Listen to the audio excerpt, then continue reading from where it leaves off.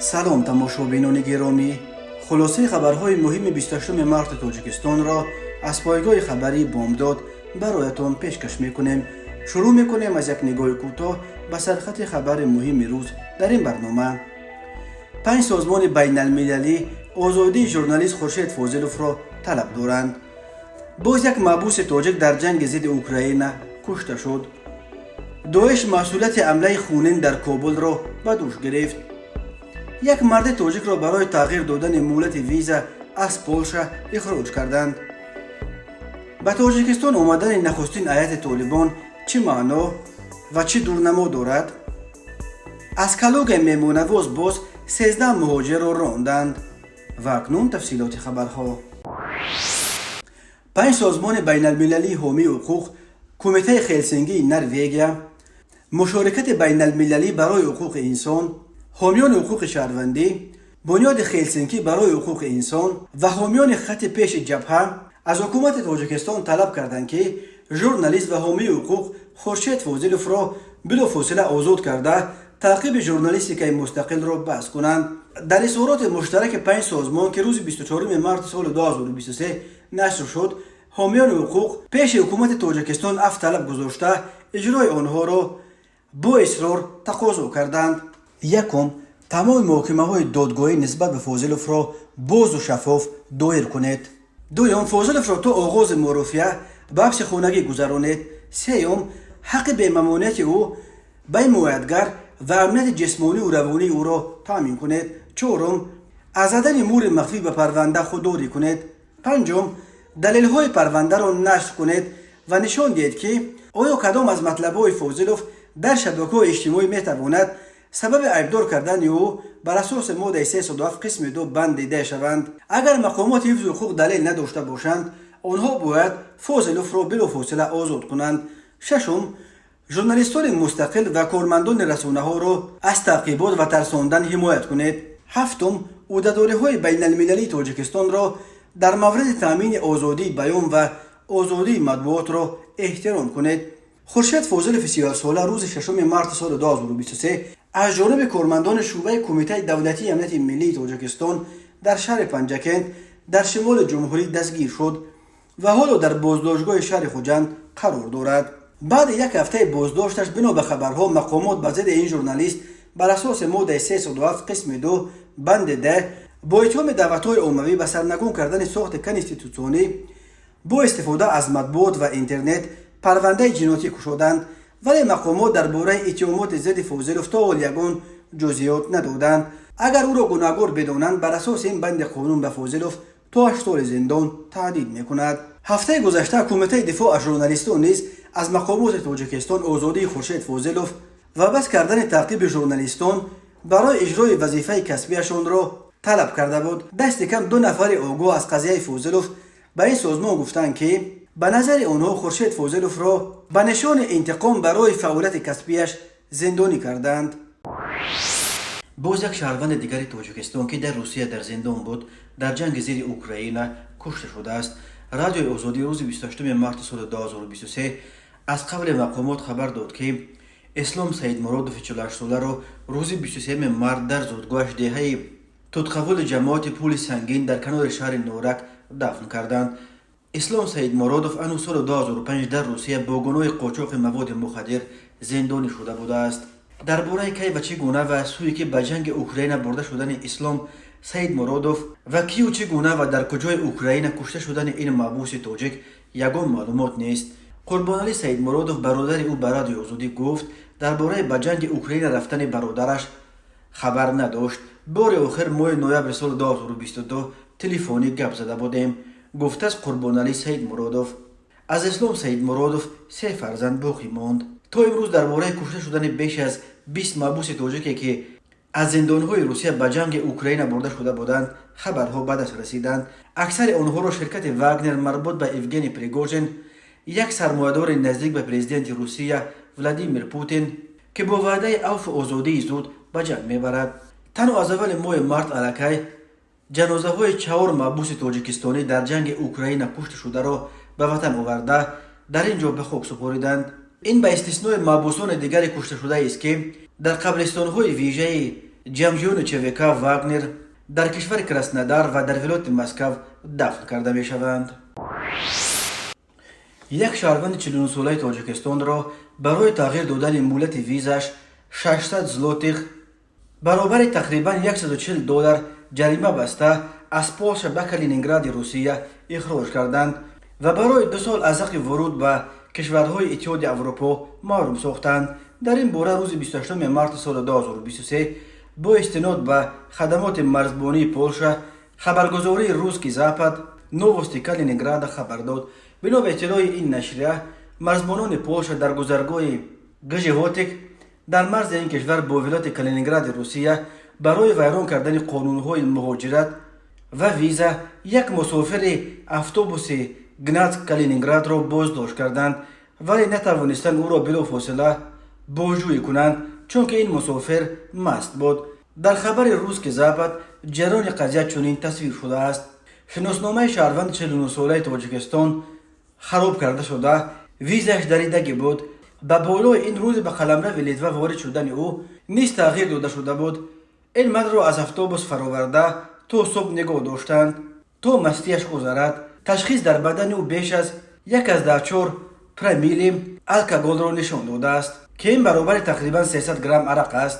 بعد هوشیار شدن او اعتراف کرده است که در مورد در فرودگاه ویلنیوس به شناسنامه‌اش زده مرزبانان لیتوا صحنه ورودش به قلمرو اتحاد اروپا را از 4 اپریل سال 2017 به 4 اپریل سال 2022 عوض کرده است. وی در شرح این عملش گفته است که میخواست در اروپا یک کمی بیشتر بماند.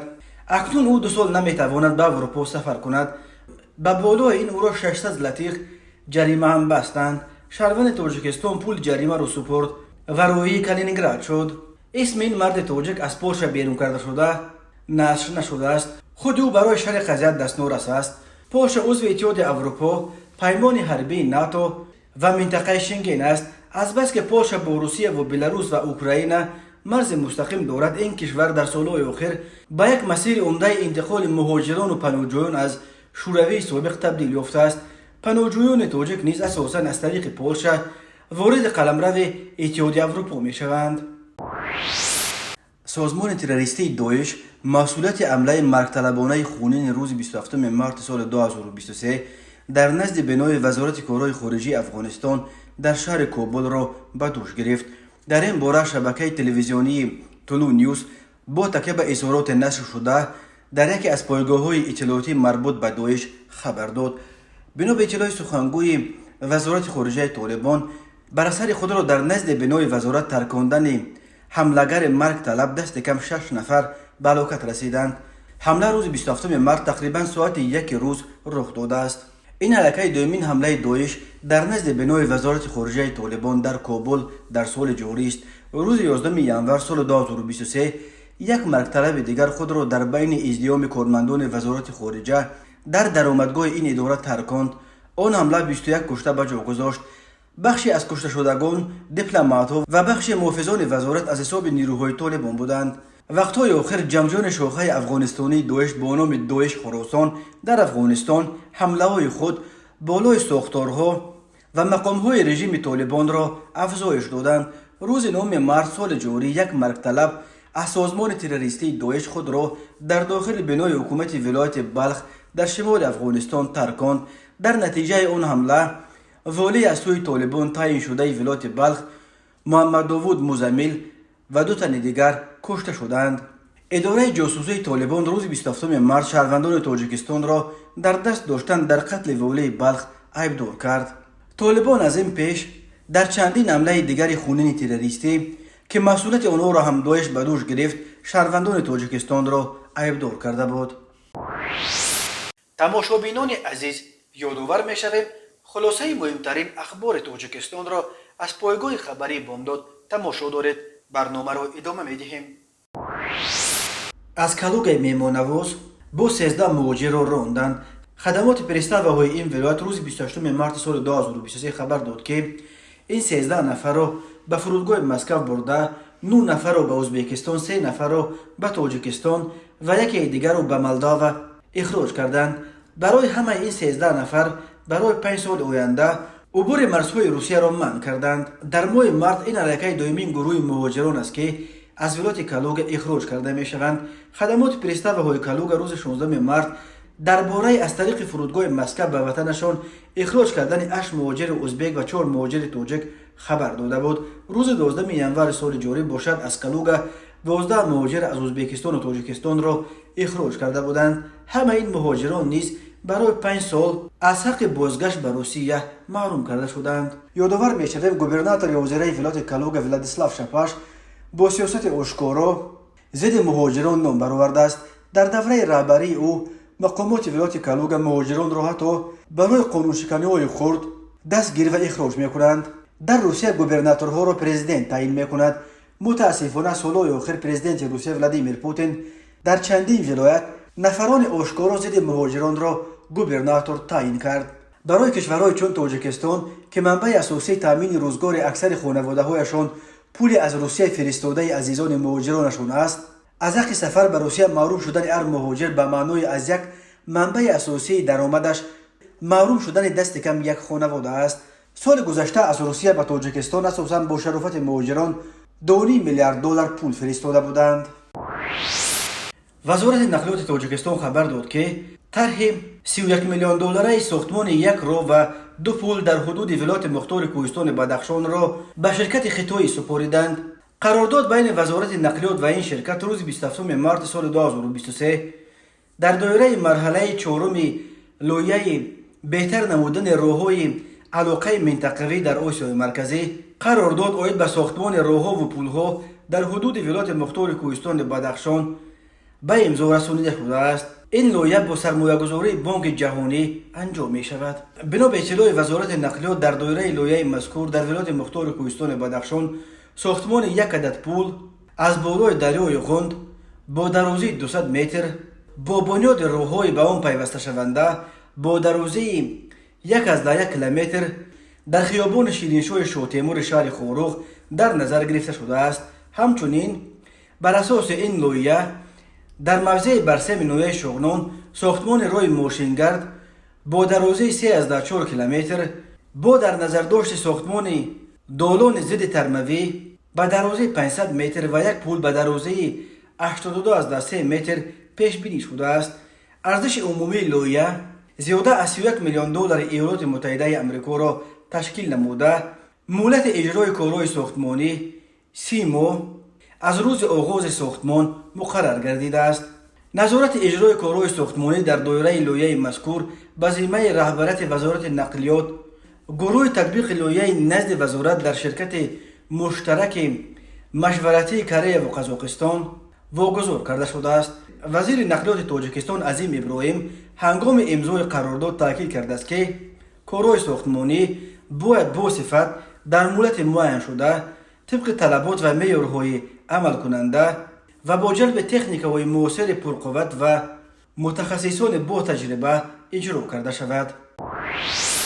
در برابر رسانه‌ای شدن خبر بازدید هیئت طالبان از کنسولگری افغانستان در شهر خوروغ و سکوت مقامات رسمی تاجیکستان در رابطه با این سفر طالبان به این کشور، رسانه‌ها و کارشناسان ساحه حدس می‌زنند که تاجیکستان نیز دیگر با حکومت طالبان قهری نیست و کوشش دارد با وجود برخورد تند امامعلی رحمان با حکومت نو طالبان و امارت اسلامی افغانستان که طالبان سازمان داده است بازم با آنها همکاری و داد و گریفت داشته باشند. خبر سفر هیئت طالبان به ولایت مختار کوهستان بدخشان و بازدید آنها از کنسولگری افغانستان در این منطقه در رسانه‌های افغانی بازتاب گسترده یافت، هم در رسانه‌های طالبان و هم در رسانه‌های خصوصی. بخش تحلیلی سامانه افغانستان اینترنشنال در مطلب این نزدیکشوی تاجیکستان با طالبان را بر رشته تحلیل کشیده نوشته است: هرچند سفیر افغانستان در دوشنبه و یک مقام تاجیکستانی که نخواست نامش فاش شود سفر هیئت طالبان با دعوت دوشنبه از کنسولگری افغانستان در شهر خوروغ مرکز ولایت مختار کوهستان بدخشان را تکذیب کردند، اما مقامات رسمی تاجیکستان تا کنون این خبر را نه رد و نه تایید کردند. اما مؤرخ با تکیه به منابع اطلاعاتی می‌افزاید که خبر بازدید طالبان از تاجیکستان دقیق است و این سفر در واقع انجام شده است. مؤلفان می‌نویسند که هرچند هدف سفر خیلی کوچک به نظر می‌رسد، یعنی تعمیر و بازسازی بنای کنسولگری. اما بحث کلانتر از آن پذیرش هیئت طالبان و حمایت تاجیکستان از انجام این سفر است که زنگ خطر برای جبهه مقاومت به صدا درآورده است. اما چه شده است که تاجیکستان نیز از جبهه مقاومت ملی احمد مسعود رویگردان شده است و دست دوستی به سوی طالبان دراز کرد. سوال میگذارد افغانستان اینترنشنال. مؤلف از جمله از آن یادآور شده است که سفارت تاجیکستان همکنون در کابل فعالیت میکند. دیپلمات‌های تاجیک و همین طور نمایندگان نهادهای امنیتی تاجیکستان به افغانستان تحت کنترل طالبان رفت و آمد و با مقامات طالبان تماسها دارند. افغانستان اینترنشنال می نویسد که یکی از محورهای رابطه تاجیکستان با طالبان و فاصله گرفتن از جبهه مقاومت منافع تجارتی و اقتصادی است که از زمان به سر قدرت آمدن طالبان ادامه دارد. نشریه از جمله ذکر کرده است که در دوران حکومت طالبان صادرات سمنت و انگشت تاجیکستان از خاک افغانستان به پاکستان نظر به سال 2021 8 برابر افزوده. صادرات برق تاجیکستان به افغانستان نیز در دوره طالبان افزایش یافته است. نشریه می افزاید اگر تغییرات کلانی در معادلات سیاسی افغانستان به وجود نآید، از احتمال دور نیست که روابط تاجیکستان با طالبان بیش از این نیز نزدیکتر شود و گسترش بیابد. حتی گفته می شود عبدالرحمن عطایی، یکی از دیپلمات‌های وزارت کارهای خارجه طالبان، به عنوان سفیر به جای ظاهر اکبر تعیین کرده می شود. منابع می گویند که عطایی از تاجیکان بدخشان افغانستان بوده است. نوشته است افغانستان اینترنشنال. 26 مارس سال 2023 تقریبا ساعت 18:00 راننده افت-ماشین تمغه مرسدس بنز صدیروف اصل‌الدین سال تولدش 1984 ساکن نوحه فرخار هنگام حرکت از سمت شهر کولاب به سمت شهر دوشنبه در روی اتومبیلگرد دهه خرمزمین از عهده اداره واسطه نقلیات نبرآمده دوچرخه‌ران نابالغ میرزایف عبدالرحیم سال تولدش 2011 ساکن نوحه دنقره را پخش نموده است. در نتیجه نابالغ میرزایف جراحت‌های گوناگون جسمانی برداشته هنگام به بیمارخانه بردن در راه به هلاکت رسیده است. از روی حادثه مذکور تحقیقاتی ادامه دارد. به شعبه وزارت کارهای داخله در نوحه خوولینگ عریضه زنی 41 ساله ساکن نوحه مذکور وارد گردیده است که 27 دکامبر سال 2022 تقریبا ساعت 00:00 شخصان نامعلوم با روی پنهانی به مغازه خوراکواریش در آمده از آنجا محصولات خوراکواری را دزدیده از جای حادثه غیب زدند. ضرر رسانیده شده 3500 سامانی را تشکیل می‌دهد. هنگام گذراندن چاره‌بینی‌های اپراتیوی جستجویی از جانب کارمندان میلیشیا معین کرده شد که جنایت مذکور را جوان 21 و نابالغ 17 ساله ساکن امین نوحه صادر نمودند. عاید به این حادثه تفتیشاتی ادامه دارد.